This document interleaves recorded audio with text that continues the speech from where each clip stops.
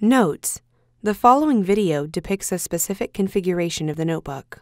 The same removal and replacement procedures apply to all configurations of the notebook. Before you begin, remove the battery, optical drive, and base enclosure.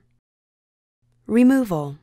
Remove the 3mm P1 Phillips-head screw that secures the solid-state drive to the system board and allow it to release to the spring tension position. Grasp the solid-state drive by the edges and pull gently to remove it. Place the solid-state drive in a static dissipative bag.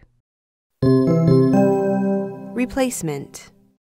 Grasp the solid-state drive by the edges and remove it from the static dissipative bag. Align the notch in the solid-state drive with the key in the solid-state drive slot on the system board. At an angle, gently insert the solid-state drive into its slot on the system board. Press the solid-state drive down and replace the 3mm P1 Phillips-head screw that secures the solid-state drive to the system board.